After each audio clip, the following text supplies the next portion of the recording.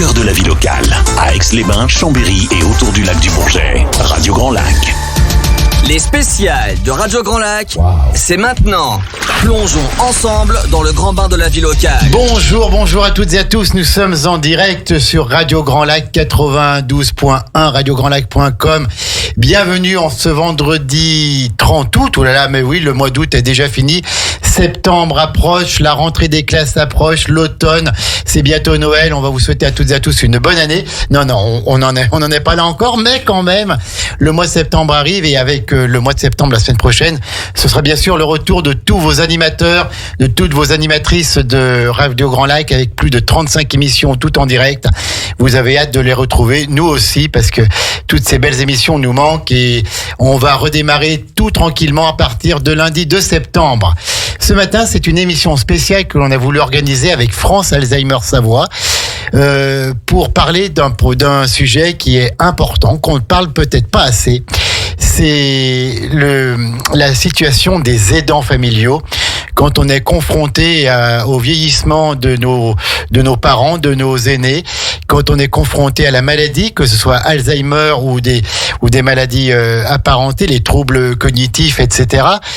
Ce sont des situations qui vous tombent dessus, auxquelles il faut faire face, qui peuvent chambouler les emplois du temps et les styles de vie.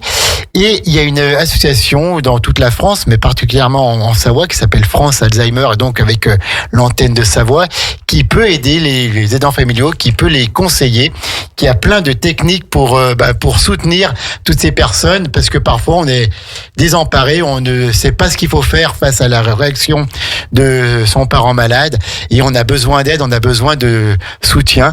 Et donc je suis très heureux de recevoir ce matin le vice-président de France Alzheimer Savoie, qui est déjà venu chez nous, c'est Jean-Marc Boutelier. Bonjour Jean-Marc, bonjour monsieur le vice-président. Bonjour Jean-Pierre, merci. Vous allez bien? De nous accueillir, très bien, merci. Alors vous venez, je crois que vous représentez bien sûr la présidente de France Alzheimer Savoie qui n'a pas pu être là. Tout à fait. On va donner son nom. Qui était en congé et qui vient juste de revenir, qui est en train de défaire ses valises certainement. D'accord. Il s'agit de Guy Bacou, voilà, qui est le président. C'est monsieur le président maintenant. Oui, voyez, je suis toujours, j'ai un train de retard. Excusez-moi, monsieur le président, si vous nous écoutez. Donc, il a envoyé ce qu'il avait de meilleur, son vice-président, Jean-Marc Boutelier. Et on a avec nous une jeune fille, Mathilde Obia, elle, qui est permanente donc à France Alzheimer Savoie, qui va se présenter. Bonjour Mathilde. Bonjour, voilà, on va passer. Oui. Allez-y, présentez-vous Mathilde. Donc moi je suis Mathilde Lombia, je suis coordinatrice à la plateforme savoyarde de soutien aux aidants. D'accord, voilà. Donc vous êtes employée par l'association, voilà. Exactement, par l'association France Alzheimer. Rapprochez peut-être un petit peu le micro. Non mais voilà, vous pouvez le rapprocher plutôt que de vous pencher sur la table. Voilà, c'est parfait Mathilde. Alors, tous les deux, vous avez voulu venir ce matin, donc comme je disais, pour parler des aidants, pour parler des aidants familiaux. Mais avant, je voudrais peut-être qu'on présente un petit peu cette association. Jean-Marc, si vous le voulez bien, puis Mathilde aussi. France Alzheimer Savoie, où est-ce que ça se situe? Qu'est-ce que vous faites? Combien vous êtes de bénévoles? Quelles sont un peu les missions de cette association? Puis ensuite, on parlera un peu des maladies et puis on parlera de cette plateforme de soutien et tout. Voilà. On vous écoute, Jean-Marc. Eh bien, donc, France Alzheimer est implantée pour la Savoie à Saint-Alban-l'Hesse, où nous avons également un accueil de jour qui s'appelle la Doria. L'association gère 3 accueils de jour, d'ailleurs, un en Maurienne, un en Tarentaise, d'accord. Et donc sur le bassin chambérien à Saint-Alban. On rappelle, un accueil de jour, vous avez un parent qui est malade, vous le posez le matin, vous le reprenez le soir. Voilà. Ça vous laisse un peu de temps pour souffler, un moment de répit, de respiration. Penser à vous, voilà, tout à fait. Et donc il est entouré par des professionnels, par des professionnels médicaux qui sont là pour s'en occuper. Tout à fait. Et donc notre association a pour vocation essentielle d'accompagner les familles qui sont touchées par une maladie d'Alzheimer ou une maladie apparentée. Apparentée.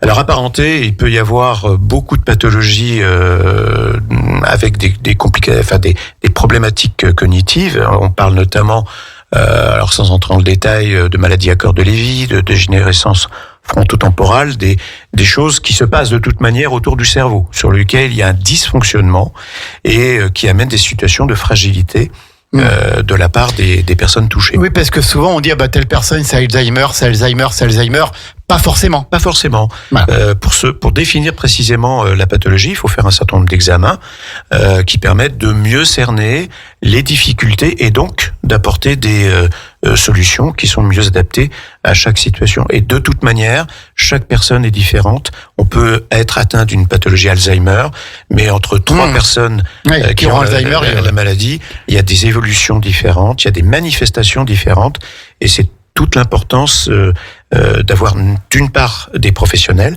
mais également des bénévoles, puisque nous avons une 40aine de bénévoles sur l'ensemble du département, puisque nous sommes bien sûr présents sur le bassin chambérien, c'est le siège de l'association, mais nous avons également des antennes pour couvrir tout le territoire de la Savoie, en Maurienne, en Tarentaise, en Comte de Savoie, sur le bassin aixois, bien évidemment.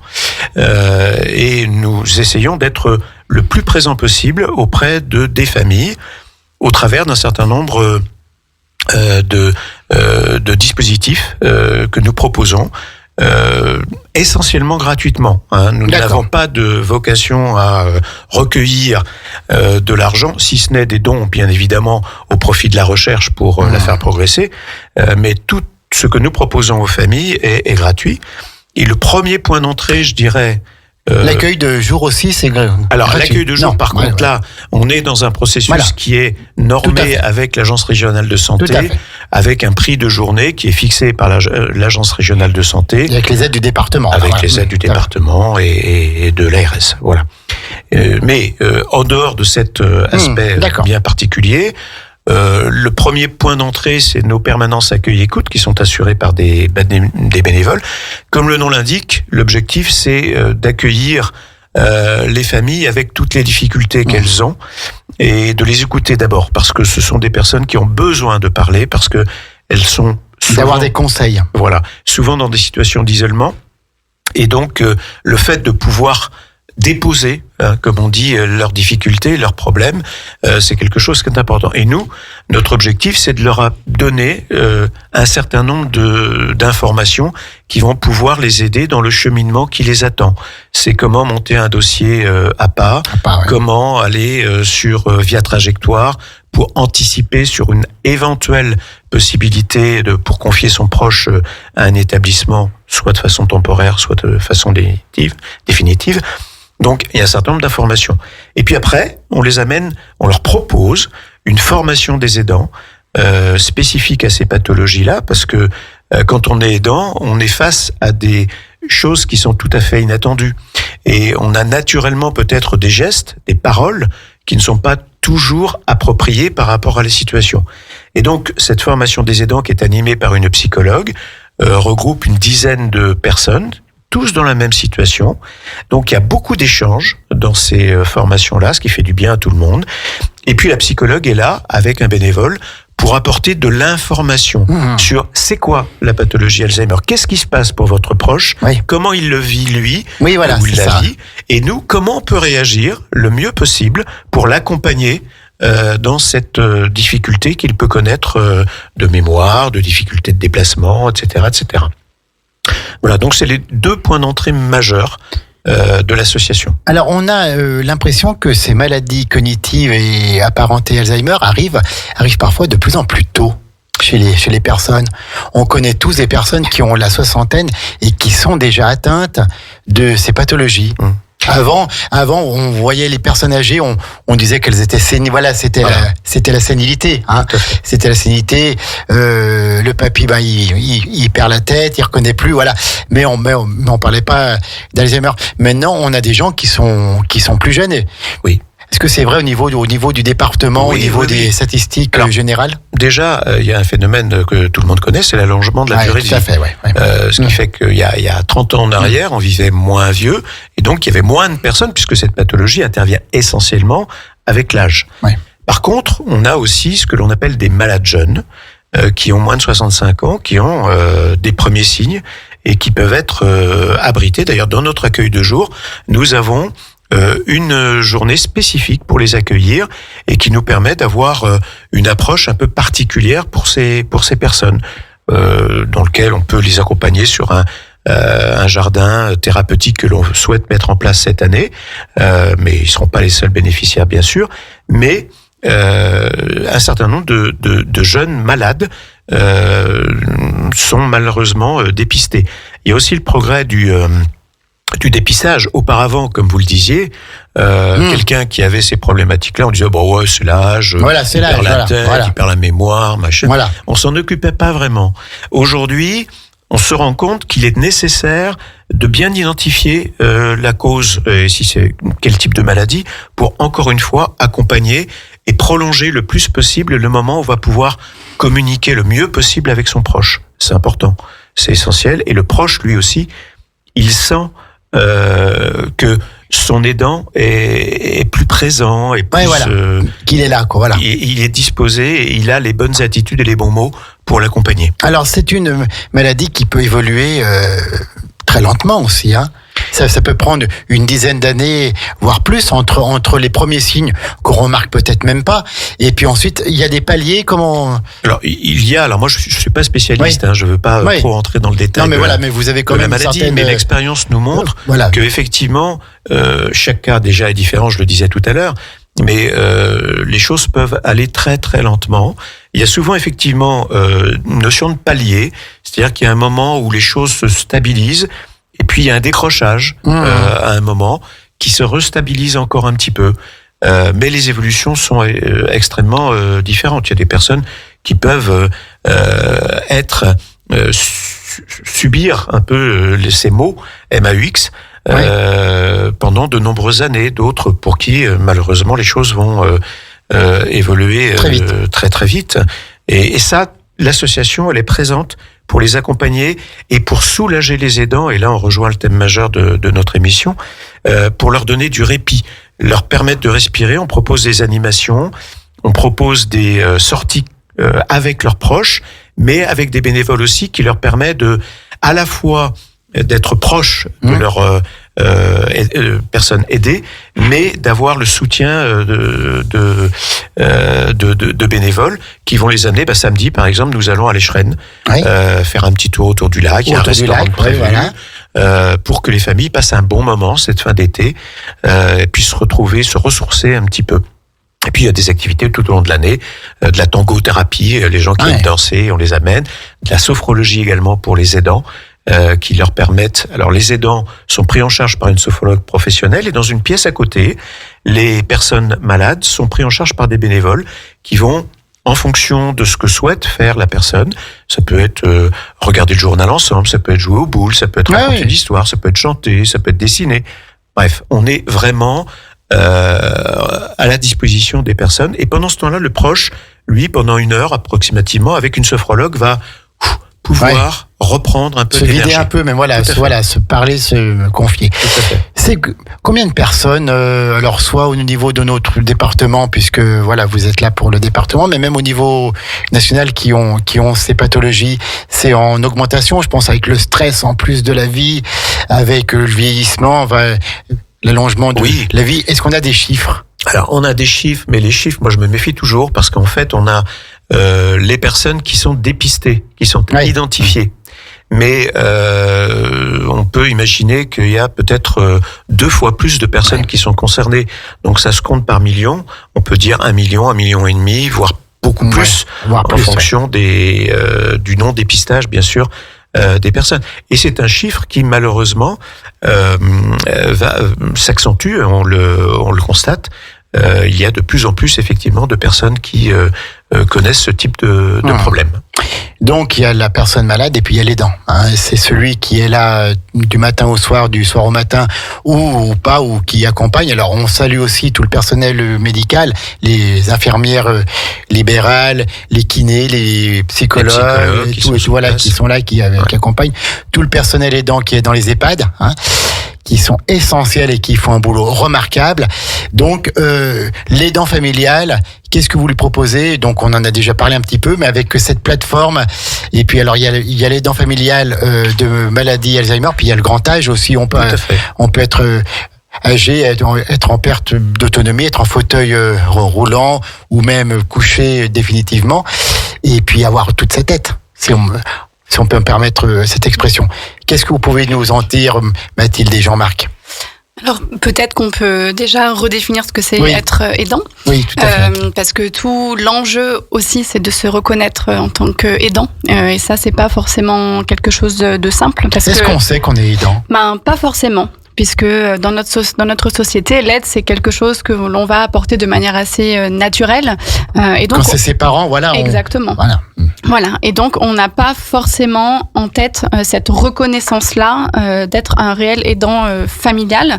Donc, qu'est-ce que c'est vraiment un aidant familial ? Donc, c'est une personne qui apporte un soutien régulier à un proche, que ce soit de la famille, que ce soit un ami, un voisin ou autre, un proche dépendant en fait, qui en raison de son âge, d'une maladie, voilà, ou d'un handicap, d'une perte d'autonomie qui peut être psychique, cognitive ou qui peut être aussi physique. Physique, tout à fait, oui, tout à fait. Voilà. Donc, du coup, il y a effectivement tout cet enjeu-là d'auto-reconnaissance qui est un enjeu très très important, mais qui n'est pas simple. Voilà. Et donc, effectivement, il y a 1 an et demi, France Alzheimer a répondu à un appel à candidature de l'Agence régionale de la santé. D'accord. L'ARS. De l'ARS pour développer une plateforme de soutien aux aidants. Aux proches aidants qui accompagnent une personne âgée. D'accord. Voilà. Donc, cette plateforme-là, elle s'adresse effectivement à des proches aidants qui accompagnent, comme Jean-Marc pouvait dire, des personnes atteintes d'une pathologie qu'on appelle neuroévolutive, donc Alzheimer ou autre, mais également des personnes pour qui le vieillissement ne se passe pas forcément bien. Voilà. On vieillit pas tous pareil. On vieillit pas tous pareil. Effectivement, le vieillissement, c'est subjectif. Et c'est un privilège. C'est un privilège. Exactement. Ce n'est pas donné à tout le monde de vieillir. Mais qui est très très subjectif, et c'est ça qui en fait toute la complexité, en fait. Donc nous, on va effectivement s'adresser à des personnes qui ont eu un diagnostic, qui n'en ont pas eu, ou qui sont en cours, qui ont eu aussi peut-être un diagnostic un petit peu tardif. Et donc, voilà, on ne sait pas trop quel mot mettre, mais en tout cas, il y a des difficultés et il y a besoin d'avoir du répit. Donc, cette plateforme-là, elle intervient sur tout le territoire savoyard. Oui. Voilà, donc c'est vraiment un travail départemental. Et elle a plusieurs fonctions. Elle a déjà une première fonction d'écoute. D'accord, donc on va pouvoir prendre des appels directement, alors soit de. Donc c'est une plateforme, pardon, je vous coupe, Mathilde, qui n'est pas physique, qui est dématérialisée, quoi. Elle est dématérialisée, tout à fait. Oui, on est effectivement dans les locaux de France Alzheimer Savoie, mais effectivement tout se passe de manière dématérialisée. Donc effectivement, il y a une première mission qui est une mission d'écoute, de conseil et de réorientation vers des solutions adaptées à la situation de chacun. On a aussi une mission de soutien psycho. D'accord, donc on a des psychologues qui sont là pour proposer des entretiens gratuits, voilà, aux aidants ou aux binômes aussi aidants-aidés. On a effectivement aussi, donc ce qui rejoint ce que disait Jean-Marc, une fonction de formation où on va proposer effectivement des formations. Oui. Les mêmes que pouvait proposer Jean-Marc, mais aussi d'autres formations qui vont être un petit peu plus larges au niveau vieillissement. Oui, parce qu'il n'y a pas d'école pour être aidant. On devient aidant très vite parfois. Oui, tout à fait. Et effectivement, on peut être aidant très très jeune. On a aussi de très très très très jeunes aidants. Et on a aussi la mission de proposer des actions de répit. Des actions de répit qui vont être diverses et variées, donc qui vont rejoindre aussi les groupes de parole, des temps collectifs, mais qui vont aussi être travaillés ensemble avec des partenaires et avec les aidants sur comment est-ce qu'on peut faire pour apporter du répit à domicile, puisque c'est quand même l'une des principales demandes des aidants, c'est comment je fais pour aller faire mes courses, comment je fais pour aller à mon rendez-vous et prendre aussi soin de ma santé à moi, ou tout simplement comment je fais pour prendre un temps pour souffler un petit peu. En laissant la personne malade seule à la maison. Voilà. Et donc là, on travaille aussi, on fait du maillage partenarial pour travailler avec des associations qui proposent du répit à domicile. Voilà. Alors donc il y a le domicile et puis ensuite il y a l'accueil au établissement. Oui. D'après vous, et encore une fois, vous n'êtes pas médecin, vous n'êtes pas docteur, mais vous êtes des praticiens, donc vous avez cette expérience. d'après vous, quand est le passage entre la vie à domicile et l'accueil en établissement ? Qu'est-ce qui fait que là maintenant je peux plus, il faut aller en établissement, même si la personne malade dit non mais moi je suis très bien chez moi, je veux pas partir. Peut-être que la personne moi je vais aller. Voilà, qu'est-ce qui fait qu'on passe de la vie à domicile à l'établissement spécialisé ? Ce qui va effectivement favoriser cette transition-là, ça va déjà être le niveau de perte d'autonomie. Voilà, avec bien souvent en place, déjà on a un plan d'aide, mais quand on voit que ce plan d'aide, il y a une multiplication d'aides qui reste tout de même insuffisante et qui ne permettent pas de pouvoir permettre une vie digne, c'est là qu'effectivement on va commencer à travailler ce passage en institution. Là, les aides sont effectivement multiples. Il peut y avoir une infirmière qui passe plusieurs fois par jour.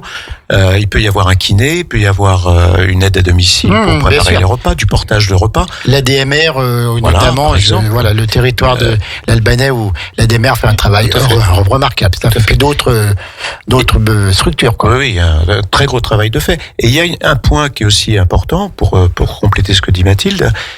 C'est la notion d'épuisement. Parce que on peut mettre en place beaucoup d'aides, mais malgré tout, l'aidant qui est là, s'il est dans une situation d'épuisement, il ne pourra plus accompagner son proche de façon efficace. Et tendre et chaleureuse comme il souhaite le faire. Voilà. Et ça, à ce moment-là, si on constate que malgré toutes les aides et par rapport à une situation d'épuisement de l'aidant, eh bien, c'est là qu'il faut sans doute commencer à envisager. Et je pense qu'il faut bien sûr, ce n'est pas parce qu'on met son proche en établissement qu'on ne l'aime plus. Ce n'est pas un abandon. C'est presque le contraire. C'est presque le contraire. C'est mettre en EHPAD pour qu'il soit mieux. Je ne suis plus en capacité de lui apporter de faire ça bien, ce que je veux et ce qu'il attend. Eh bien, je vais le confier à des professionnels qui, eux, savent comment. Alors, bien évidemment, on a tous entendu toutes les difficultés que l'on connaît au niveau des établissements, où on a un manque de personnel, des problèmes d'effectifs, parfois des problèmes de formation. Mais globalement, on a quand même des professionnels qui sont vraiment très dévoués, qui sont compétents et qui apportent aux personnes malades quelque chose qu'on ne pourra jamais apporter quand on est en situation de difficulté soi-même en tant qu'aidant. Bien sûr, bien sûr. Merci en tout cas pour cette première partie. On va faire, si vous le voulez bien, une petite pause musicale. Et puis ensuite, on va continuer à parler. On va insister sur cette plateforme pour les aidants parce qu'ils en ont tellement besoin. Et puis, si on peut encore dire un petit mot, c'est il ne faut pas hésiter à demander des conseils. Les médecins traitants sont là pour ça parce qu'il y a plein d'aides qui existent, alors que ce soit des aides pratiques ou des aides financières, même avec le département qui est en charge de la vie sociale. L'APA, l'allocation pour la perte d'autonomie, est là pour aider. Et voilà, il faut aller voir les assistantes sociales du secteur et tout. Il y a plein de choses à faire. On en parle dans quelques minutes. On est toujours en direct pour cette émission spéciale sur Radio Grand Lac avec France Alzheimer Savoie. On est vraiment content de les avoir, que ce soit Jean-Marc Boutelier, le vice-président, et notre célèbre Mathilde Obia, qui elle est la permanente et qui a retrouvé le sourire depuis qu'elle a parlé dans le micro. Allez, à tout de suite. La radio de l'identité locale à Aix-les-Bains et autour du lac du Bourget, Radio Grand Lac sur 92.1. Les spéciales de Radio Grand Lac, c'est maintenant. Plongeons ensemble dans le grand bain de la vie locale. Et nous sommes de retour dans le grand bain de la vie locale à 11h29 en direct sur Radio Grand Lac pour parler des aidants familiaux, de ces personnes qu'il faut soutenir, qu'il faut accompagner. Et on est toujours avec cette belle association France Alzheimer Savoie. Son vice-président qui est là, Jean-Marc Boutelier, et puis Mathilde Obia qui est permanente et qui s'occupe notamment de la plateforme dédiée aux aidants familiaux. Mathilde, avant la coupure, on parlait un peu donc des malades qui sont à domicile, des malades qui sont admis ensuite en établissement spécialisé. On parlait des aidants, et c'est vrai que quand on a un parent, un proche qui est en maison à domicile, qui est chez lui, c'est pas forcément facile parce qu'il faut une présence de chaque instant. Quand on est en EHPAD ou en établissement, c'est mieux, mais on reste quand même aidant. Hein, c'est ça que je crois que vous vouliez en parler, Mathilde. Tout à fait. Oui, en fait, effectivement, les aidants familiaux, ils jouent un rôle crucial dans le maintien à domicile, parce qu'ils vont vraiment accroître et améliorer en fait la qualité de vie à domicile. Par contre, effectivement, quand le relais par une institution est fait, on reste quand même un aidant principal. Oui. Voilà. La personne de confiance. Exactement. Voilà, hein. Même si effectivement, heureusement, il y a beaucoup de relais qui sont pris par ces institutions. Voilà, il y a quand même un rôle d'aidance qui s'est ancré en fait, et c'est pas simple de passer le relais complètement, parce que il y a cette affectivité qui est encore là. Oui. Et c'est c'est pas. C'est proximité, voilà, parce que souvent, c'est son papa ou sa maman, donc on a une proximité. Et puis, est-ce qu'on n'a pas aussi cette culpabilité qui peut arriver en disant, oui, mais bon, c'est mon rôle, ce n'est pas aux personnes là de faire ça, de faire manger maman ou de la faire marcher, c'est à moi, mais on peut pas tout faire. C'est très très juste. Effectivement, quand on a une entrée en institution, bien souvent, les aidants parlent d'un double sentiment entre soulagement et culpabilité. Et donc, on jongle avec ces ressentis-là qui sont quand même très très opposés. Il faut arriver à composer avec ça. Voilà. Donc, effectivement, il peut y avoir une forme de culpabilité qu'on peut complètement entendre. Voilà. J'ai abandonné mon parent dans cet établissement, même s'il va être très bien. Voilà, je l'ai sorti de sa maison où il est depuis 50 ans, depuis 40 ans, depuis 20 ans, voilà, ou de son appartement, pour le mettre dans cette chambre.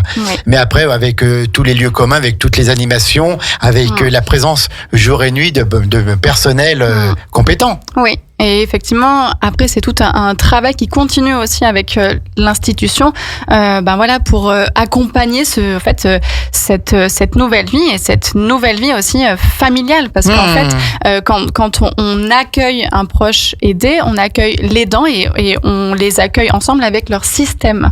Voilà, c'est vraiment une approche et une prise en soin systémique. Oui, d'accord. Voilà. D'accord. Donc, il faut surtout ne pas trop se poser de questions, s'en poser quand même en amont, pour avoir justement les renseignements. On parlait encore. Il y a plein d'aides, même au niveau financier avec le département. Il faut le savoir. Maintenant, en plus sur Internet, on a les sites comme Savoie.fr ou les sites du gouvernement qui disent vraiment dans tel cas vous avez le droit à ça, à ça. Allez voir les services du département, allez voir les aides sociales. Il y en a dans chaque territoire. Et vous allez tomber sur des personnes qui vont vous aider, qui vont vous faire les dossiers.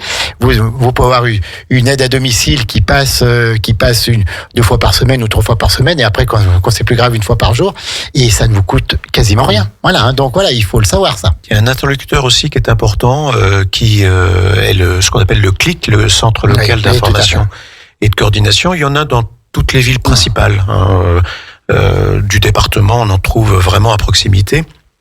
Et c'est un lieu de coordination, comme son nom l'indique, où on va trouver toutes les informations et pouvoir avoir un soutien d'une assistante sociale. Une écoute, une écoute, bien sûr. Et puis une assistante sociale qui va prendre en charge la situation et proposer, en fonction des besoins, les solutions le plus rapidement possible pour aider les familles. Et puis il y a surtout quelque chose, je pense, il ne faut pas avoir de honte.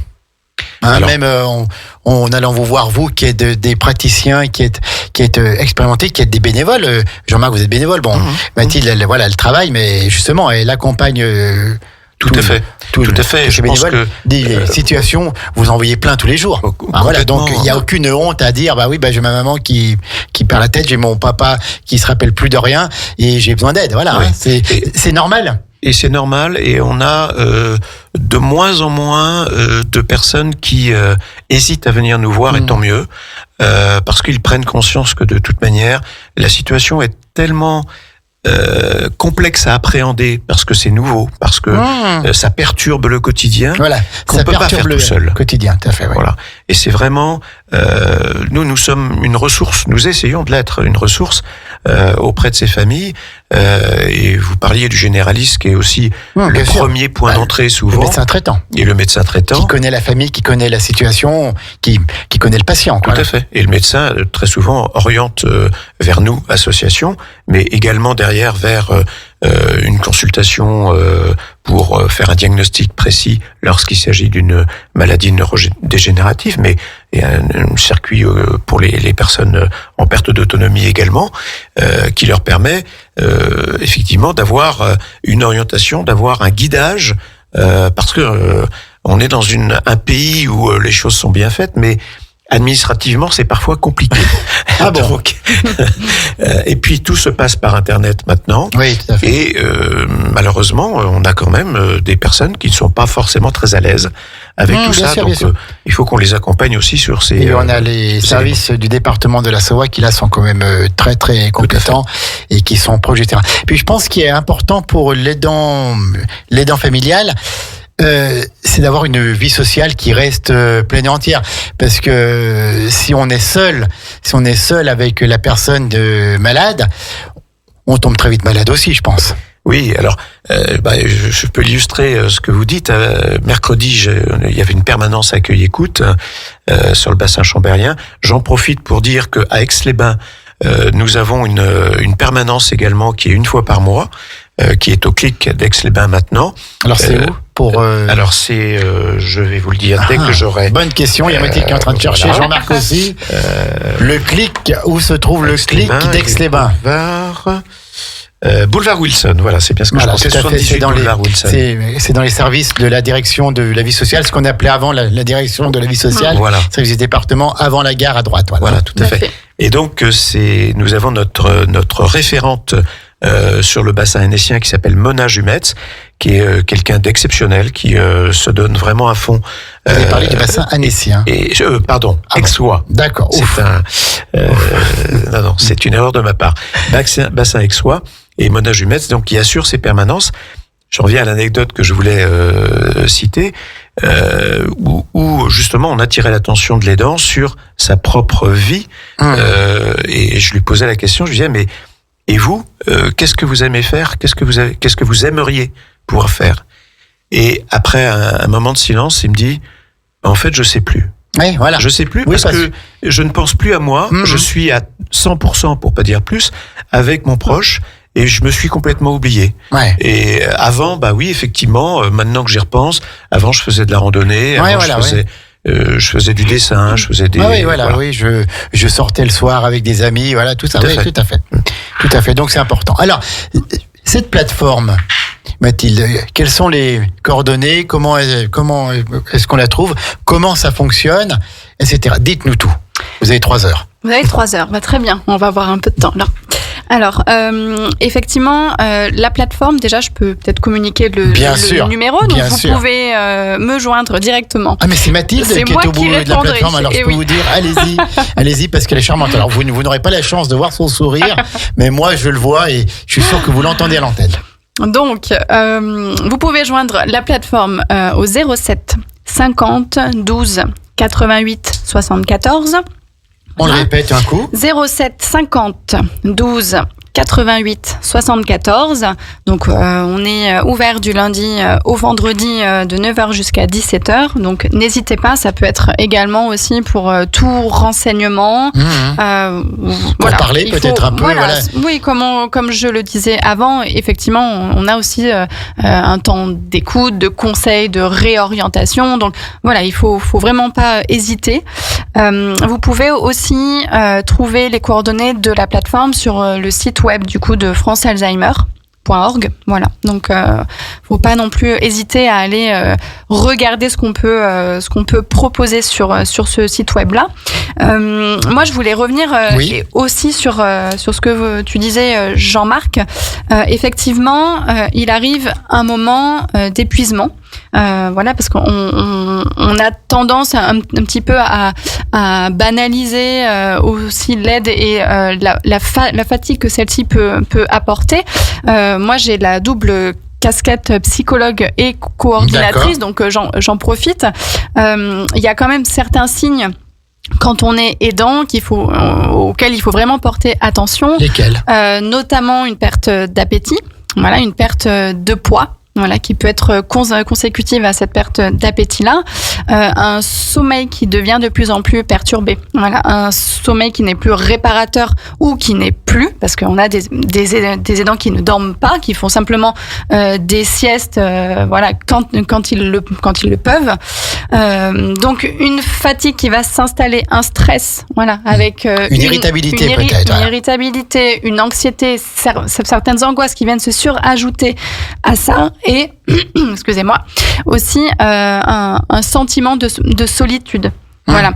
Donc vraiment, ces signes-là sont vraiment à prendre avec importance.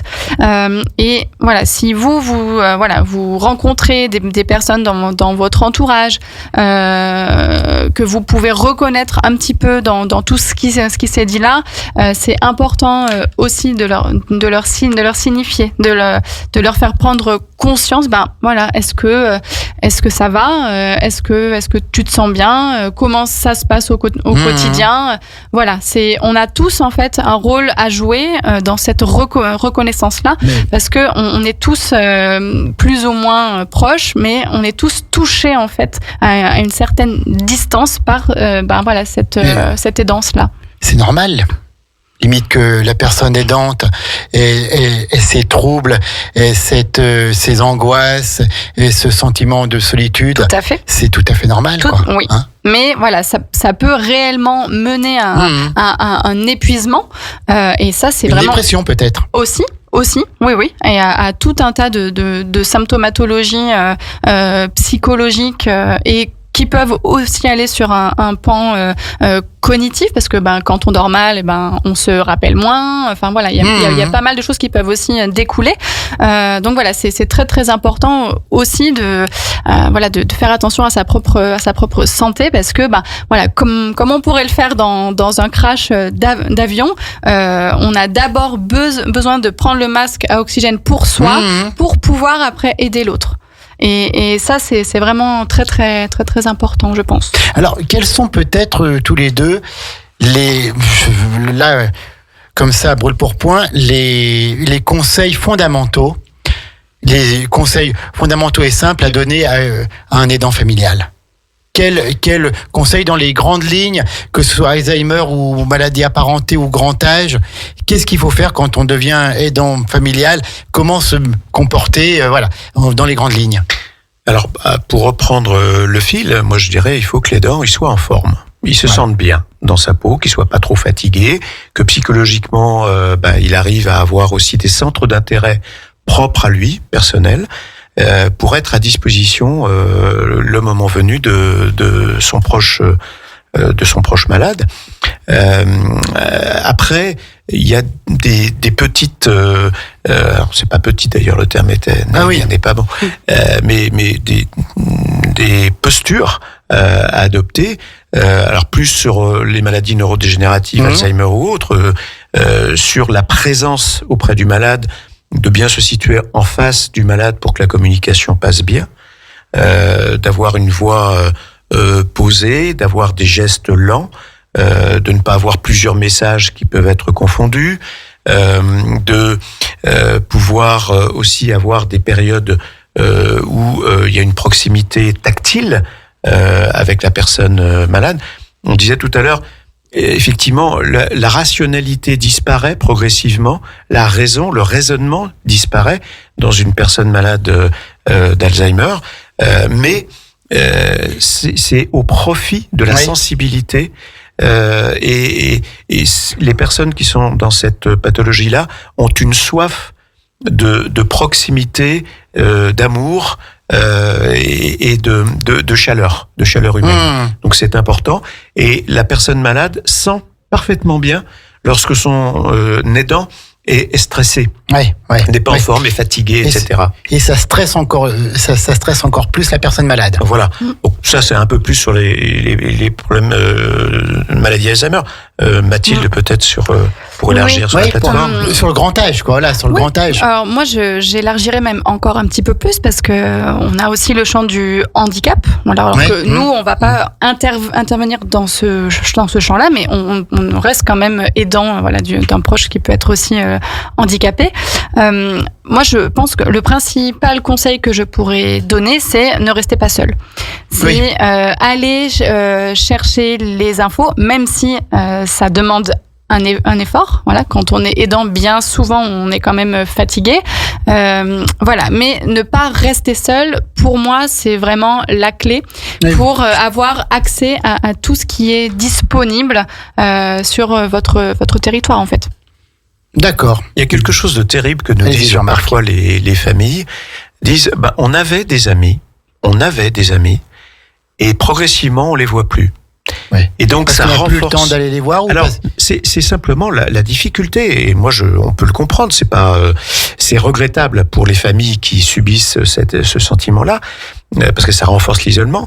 Mais je pense aussi que les amis sont très mal à l'aise par rapport à une pathologie Alzheimer ou neurodégénérative, parce que on sait pas trop comment réagir. On sait pas quoi répondre. On sait pas face à des comportements qui ne sont pas des comportements habituels.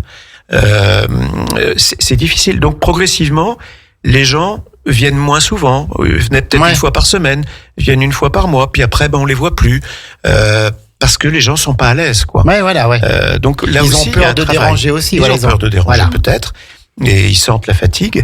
Et là, il faut aussi qu'on puisse nous rassurer. Il faut que les aidants puissent dire à leur cercle autour d'eux, amicaux, mais on a besoin de vous aussi, venez nous voir, ça nous fait plaisir. Oui, tout à fait. C'est important pour nous aussi. Tout à fait. Oui, le principal, c'est de continuer à avoir des amis et puis une vie sociale, quoi. Oui. Dès qu'on peut s'échapper, même quelques heures, il faut le faire. Rompre l'isolement. Ouais. Tout à fait, rompre l'isolement.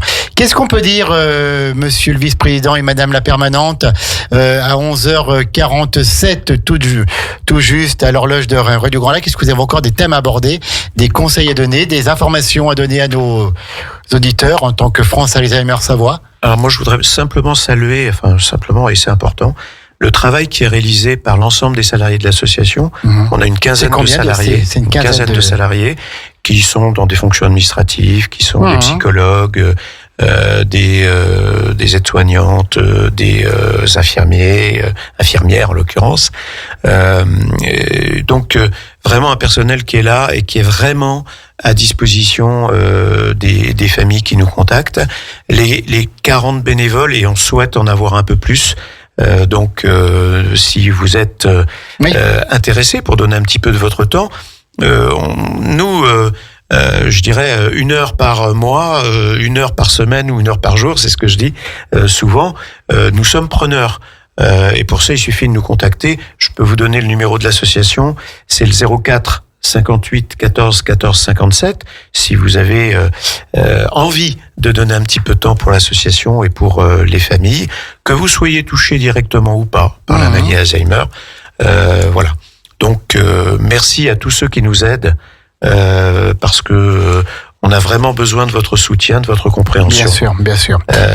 Voilà, Radio Grand Lac, en tout cas, sera toujours à vos côtés pour vous soutenir. Ce n'est pas un problème, ça. Et nous avons, juste pour terminer, la semaine Alzheimer qui va se dérouler prochainement avec une quête qui se fait pour justement